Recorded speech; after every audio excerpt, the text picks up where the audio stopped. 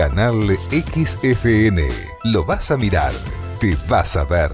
Mar del Plata, Argentina.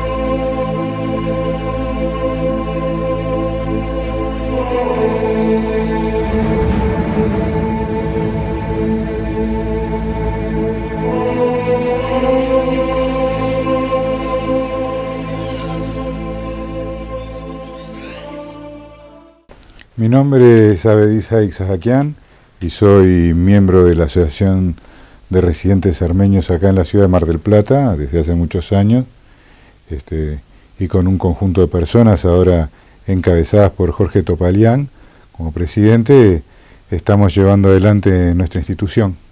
¿De nacionalidad? Nacionalidad uruguayo, residente acá en la Argentina desde hace más de 35 años y bueno, y mi familia es descendiente de armenios. Lo que nosotros vamos a hacer es tratar de dar visibilidad a una problemática internacional y que a veces, como no nos está cerca, uno no entiende qué es lo que pasa, pero me da la impresión que habría que explicar qué es lo que está pasando y por dónde. Bueno, la historia de la zona del Cáucaso es bastante antigua, ¿no? O sea, podemos seguir en el tiempo casi tan atrás como queramos, pero yo creo que en lo que atañe a la situación actual, podemos pensar que podemos circunscribirnos a finales del siglo XIX y hasta nuestro momento actual, o sea, ya mucho más de 100 años, estamos hablando de más de 150 años de una situación conflictiva. La situación conflictiva tiene varios aspectos.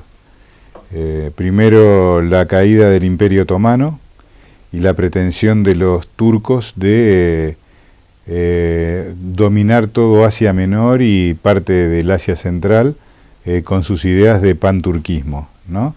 Y bueno, esas ideas arrancan a finales del siglo XIX con los primeros genocidios o las primeras matanzas en realidad que se realizan de distintas poblaciones, no solo armenias, sino asirias, también población griega, población armenia, kurda, ¿no? Que empezaron ya en aquella época con la idea de que, bueno, de que toda esa región quedara en manos de los turcos, definitivamente.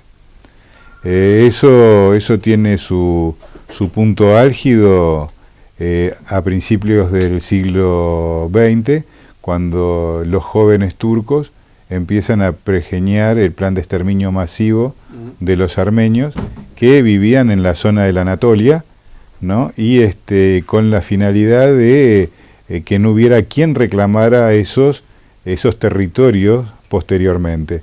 Es toda una cuestión de saqueo y de uso y de apropiación de los bienes de los armenios, que ya venía llevándose adelante de alguna manera más solapada durante el Imperio Otomano, pero que tiene su expresión sistemática en los hechos que ocurren a partir del 24 de abril, con el plan de exterminio perfectamente orquestado, ¿no? Y ejecutado. Y nosotros queremos hablar del conflicto de Garapaz, pero creo que está íntimamente relacionado con las ideas de los turcos en general, porque de apropiarse de todos esos territorios. Cuando uno veía el mapa, por lo pronto los de 60 años que veíamos aquellos mapas donde Rusia era mucho más grande de lo que es ahora y hasta donde después esa independencia de territorio quedó como Armenia en el medio de los turcos por un lado y Azerbaiyán por otro. Bueno, pero esa es una simplificación en realidad. Azerbaiyán no existía, era un país que no existía. Claro.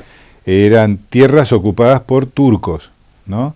Y allá por el año 21, yo no soy muy preciso con las fechas, no soy historiador, pero los hechos concretos son que allá en 1921 Stalin, después de la Revolución Rusa, una vez establecidas las fronteras y los distintos pactos, hizo una serie de pactos incluso con Turquía, ¿no? A la que se entregaron territorios armenios, que por ejemplo son los que los armenios reclamamos actualmente desde acá, aquellos en donde se encuentra el monte Ararat, que está en territorio turco ahora, o oficialmente turco, que están ahí a través de un pacto, de un tratado que incluso tiene vencimiento en estos años, ¿no? Ahora no estoy bien seguro, pero creo que está por vencer ese pacto, o venció, o hay un conflicto por ahí. El tema es que Stalin dejó en manos de los azerbaijanos, el país que se creyó Azerbaiyán, los territorios que los altos de Garapá, que es una zona montañosa, quedaban dentro de territorio azerbaiyano. Y también un territorio armenio que se llama Najicheván. Najicheván en idioma armenio significa pequeña Armenia, ¿no? También quedaron en manos, y sigue llamando así además el territorio, quedaron en manos de Azerbaiyán como una república socialista soviética. Ese status quo se mantuvo desde ese momento hasta mediados de la década del 75, principios de la década del 80. Ahí empezaron a aparecer los primeros síntomas de descomposición de la Unión Soviética y las distintos grupos étnicos y distintos países empezaban a declarar sus independencias. El primero de todos, y en declarar la independencia, fue Armenia, que declaró su independencia de la Unión Soviética a través de un referéndum. O sea, se hizo un referéndum en Armenia y la gente decidió separarse de la Unión Soviética.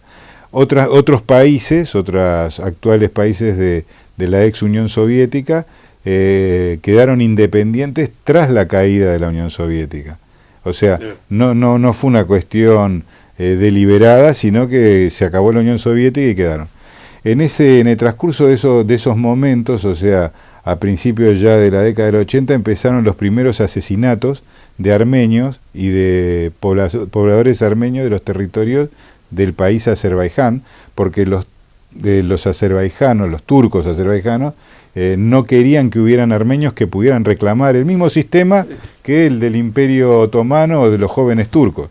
Entonces aparecieron los primeros progomos o matanzas que habían de pobladores armenios a principios de los 80, a lo cual los armenios que se atrincheraron más en los territorios del Alto Garapá, obviamente se resistieron y dijeron esto no va más y queremos nuestra independencia o nuestra anexión armenia con todos los territorios que rodeaban, y bueno, ahí empezó el conflicto armado, en el que en realidad era el conflicto armado de pretensión de exterminar a los armenios que habían ahí para quedarse con esos territorios como territorios azerbaijanos, cosa que obviamente no pudieron llevar a cabo porque Azerbaiyán intentó por todos los medios y bueno, los armenios en general se resistieron y lograron consolidar posiciones que hasta el día de hoy están ocupando, ¿no? A pesar de que, bueno, que en los últimos días, ya sabemos, hubo otra escalada militar por parte de Azerbaiyán tratando de ocupar esos territorios y atacando obviamente a las poblaciones civiles. Evidentemente, más allá de que no estén reconocidos, no dejan de ser cierto que ellos son autónomos y se gobiernan por sí mismos. Sí, es un hecho. O sea, es un hecho indudable que ellos están manejando por sí mismos, ¿no? O sea, tratando de llevar adelante su defensa, su autodefensa. Obviamente cuentan con el apoyo de todos los armenios de la diáspora, que de una manera u otra colaboran a través de distintas organizaciones, incluso apoyándose en Armenia para muchas cosas, en la República de Armenia. Y bueno, el objetivo es consolidar los territorios ancestrales de los armenios, que muchos todavía están en territorio turco y queremos recuperarlo por una cuestión reivindicativa natural de que son los territorios donde descansan los huesos de nuestros antepasados desde hace más de 4.500 años. Entonces, más allá del ejercicio de la fuerza que están intentando hacer desde el gobierno de Azerbaiyán, apoyados por el gobierno turco, para ocupar esas tierras y obviamente ahogar al Estado armenio que está ahí, nosotros, los armenios que estamos acá en la Argentina, que desde la época del genocidio estamos acá, o sea, acá en Uruguay, en todas partes, estamos reclamando a los países que nos han acogido que reconozcan el Estado de Nagorno-Karabaj, la República de Nagorno-Karabaj, porque de esa manera empieza a consolidarse realmente un reclamo de los armenios, una necesidad de las personas que viven allá para su autodefensa y para poder estar dentro del contexto de las naciones independientes. Lamentablemente todo escapa a los escritorios, porque cuando se usa la violencia física y bueno, la violencia de la guerra, ya se hace muy difícil también entablar esto o darle la visibilidad en el mundo, que saben todo lo que pasa, pero es como que van pasando los días y nadie resuelve. Bueno, pero vos fijate una cosa, ¿no? Qué contrasentido, sumamente irritante para cualquier armenio de la diáspora, que la Unión Europea le dé 6.000 millones de euros a Turquía para que vuelva a llevar a las personas que están escapando de la guerra en Siria, ¿no?, a territorio turco, un país que sabemos lo que hace con lo que no les interesa. Entonces, Alemania, que fue un país que el año pasado tuvo un gesto de reconocimiento con el tema de genocidio armenio, está pagándole a través de la Unión Europea a Turquía para que haga el trabajo sucio igual que hace 100 años atrás. Que de alguna manera un gobierno alemán de aquel momento le pagaba al gobierno turco para que llegara el petróleo de Bakú, ¿no? Y si tenía que pasar por arriba de los armenios era irrelevante para ellos. Rusia y Estados Unidos son actores principales, junto a algunas naciones de Europa, que dicen que se ocupan de esto de vamos a arreglarlo por la vía diplomática, vamos a arreglarlo sin guerras. Sin embargo, nadie arregla nada, ¿no? No, sí, yo creo que el planteo que vos hacés es de qué manera están todos involucrados en ese conflicto. Y están involucrados unos por acción y otros por omisión, y otros, yo creo que por desidia. Por ejemplo, fíjate que en la época de la Guerra Fría, Turquía era un aliado estratégico de Estados Unidos porque en Incirlik tenía una base militar que era la más cercana, una de las más cercanas que tenían con la frontera rusa en el Cáucaso, ¿no? Rusia, el ejército ruso, desde la época del genocidio, cuida la frontera entre Armenia y Turquía. O sea, la frontera entre Armenia y Turquía está vigilada por el ejército ruso desde la época del genocidio armenio, de allá de 1918 o 1919 en adelante, está el ejército ruso estacionado ahí, que es el que garante que los turcos no hubieran pasado por arriba de los armenios ya en aquella época. Es una realidad. Turquía fue aliada de Alemania en la Primera Guerra Mundial. Fíjate todos los ajedrezes que hay. No solo fue aliada, sino le proveía petróleo y trataban de llegar en aquella época a Bakú, y por eso toda la historia del panturquismo y del Turán enorme, claro, para explotar los recursos. Vos fíjate que las zonas donde están los kurdos, ¿no?, ya sea especialmente en el norte de Irak, en el sur de Turquía, son territorios muy ricos en petróleo y son aquellos en donde tanto en su época Saddam Hussein quería sojuzgar a los kurdos, y otra de las razones por las que los turcos los tienen sometidos, porque los turcos quieren los kurdos quieren su país independiente, cosa súper atendible. Armenia tiene la chance de estar involucrado en todo esto de alguna manera u otra porque son habitantes de esos territorios. Claro, y es difícil hacerle interpretar a la población lo que está pasando con respecto a esto, ¿no? Yo creo que es muy simple. El gobierno de Turquía siempre apuntó a exterminar tanto armenios, kurdos o asirios para quedarse con sus tierras. Es lis y llano eso, no tiene, y con sus riquezas. punto, no hay otra explicación, para tener el control de la riqueza. Por otro lado, por ejemplo, ahora en estos momentos, vos ves que a pesar de que Rusia y Estados Unidos y Irán están aliados en la lucha contra ISIS, todavía Turquía sigue siendo parte de esa alianza, siendo que se sabe muy bien, que está perfectamente demostrado, que Turquía apoya a ISIS con logística, con armamentos, e incluso bombardeando a las poblaciones civiles en favor de ISIS, ¿no? Entonces es una cosa de loco, ¿no? Israel, ¿no?, que es otro país de la alianza, provee armas a Azerbaiyán y aparentemente es un socio estratégico en la región de Azerbaiyán para mantener controlado a Irán. Y en el medio de todo eso están los armenios.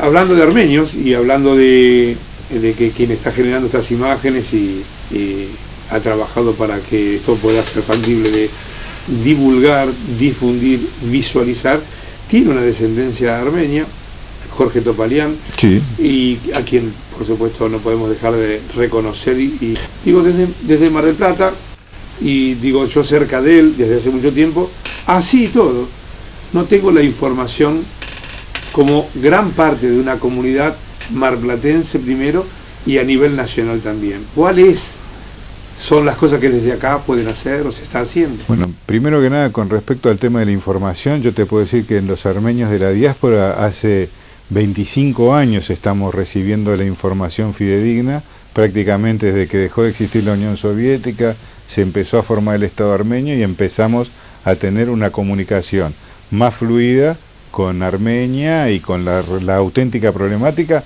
a la que no teníamos acceso antes. Un país que además, ni bien se independizó, entró en guerra con un vecino, tuvo un terremoto que devastó la tercera parte del territorio y a partir de eso tuvo que empezar a subsistir y a reorganizarse. Los armenios que vivimos acá, los armenios residentes en Mar del Plata, y creo que prácticamente todos los armenios que hay en la Argentina y en los países limítrofes, tenemos una necesidad de alguna manera de apoyar y reivindicar los pedidos de nuestros compatriotas o connacionales que están allá. Y por ejemplo, nosotros tenemos bien claro que igual que para la Argentina existen las Malvinas, ¿no?, y son un territorio que se reclama, de la misma manera son los territorios como el de Nagorno-Karabaj, el de Najicheván, el lago Van, el monte Ararat y todas sus laderas, son los territorios que queremos que retornen a nuestra nación, de alguna forma. Entonces, creo que no es un pedido vacío, sino que tiene ese contenido importante, tanto emocional como histórico y cultural, el pedir, por ejemplo, el reconocimiento de esa pequeña república de Nagorno-Karabaj como república independiente, que lo tiene que reconocer la Argentina, su Congreso Nacional y promulgar una ley, porque eso le empieza a dar un carácter diferente a la lucha de esa gente que está ahí, que está peleando sin ningún respaldo, que no tiene representación en las Naciones Unidas, sino es a través de la República de Armenia, ¿no? Y que sigue siendo considerado territorio ilegítimo, cuando sabemos por la historia que en 1921 esos territorios fueron regalados por Joseph Stalin a los turcos que vivían en esa región y hicieron un país que se llamaba Azerbaiyán, que antes no existía.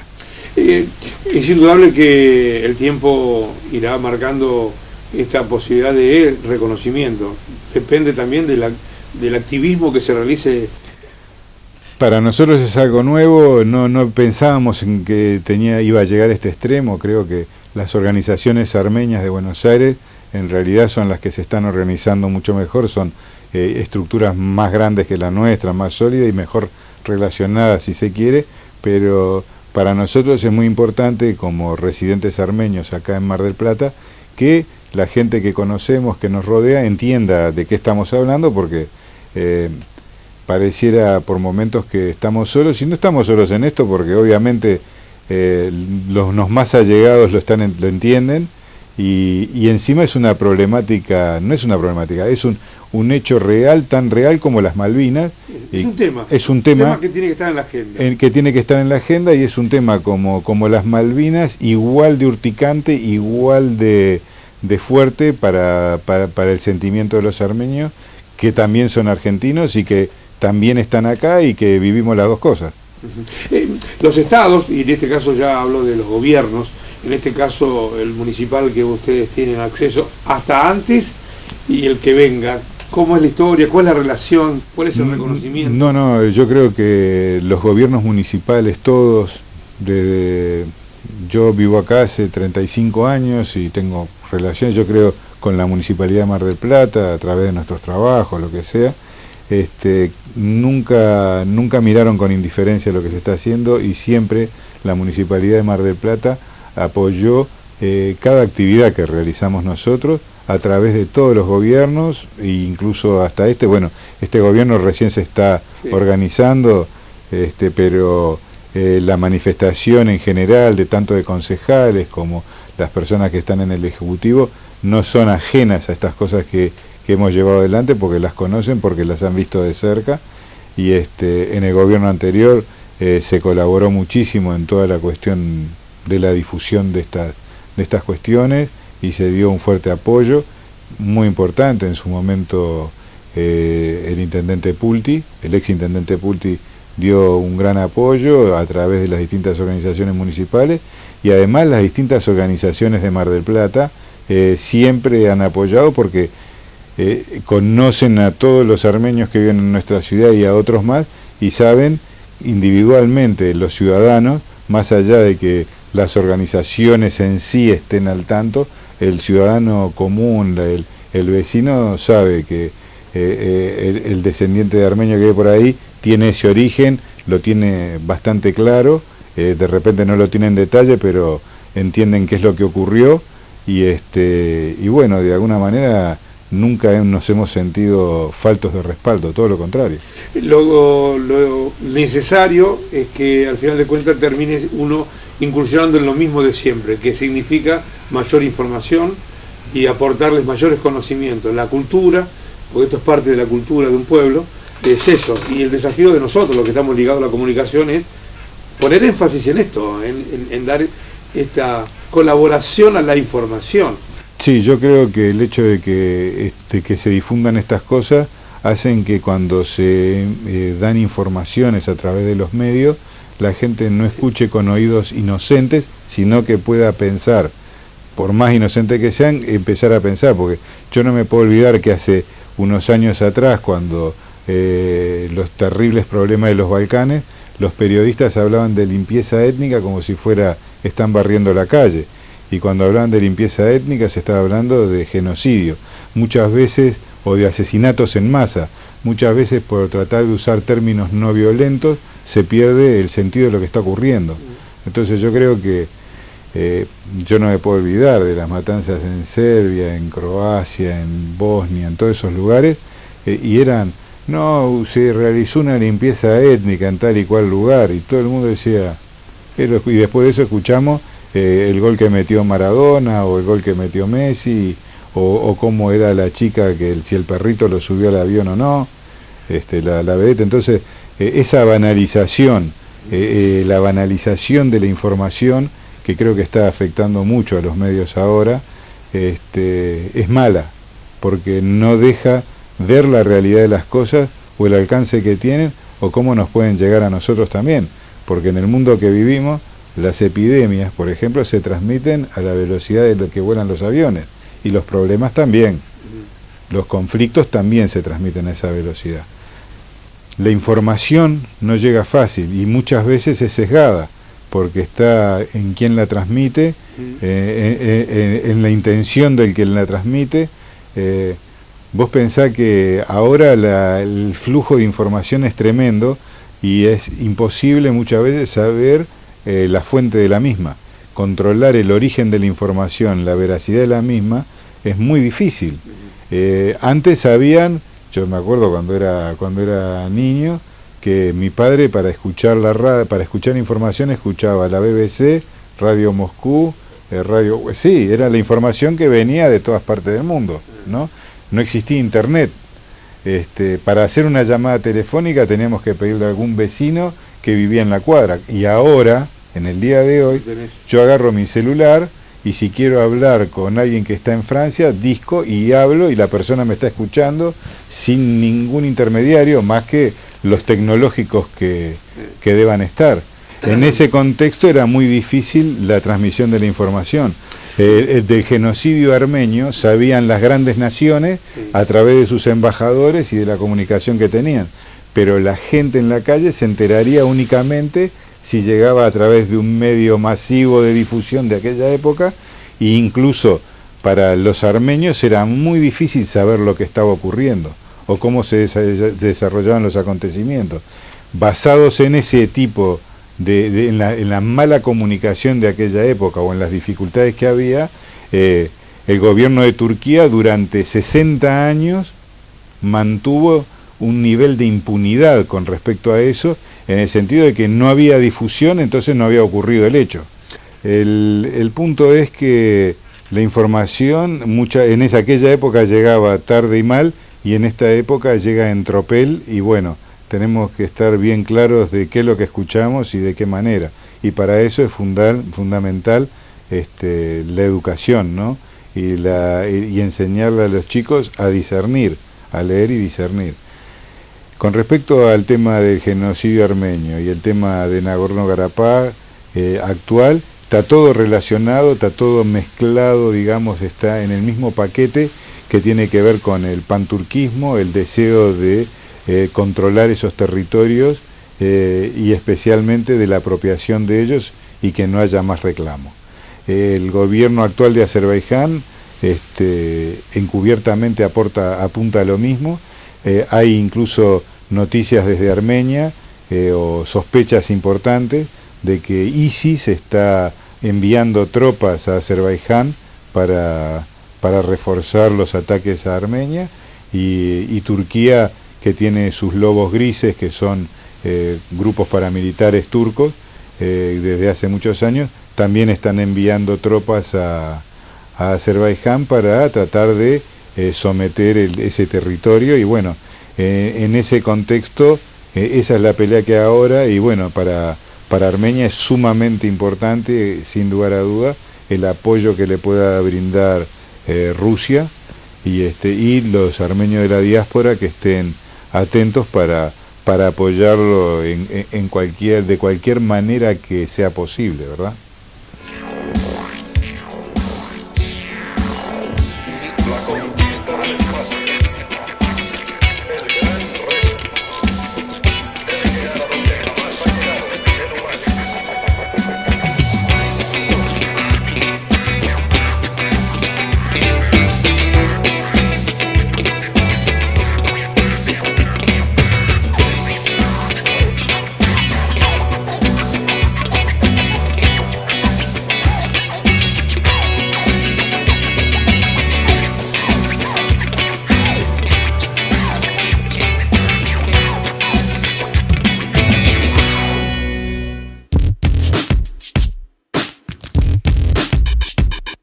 Canal XFN. Lo vas a mirar, te vas a ver. Mar del Plata, Argentina.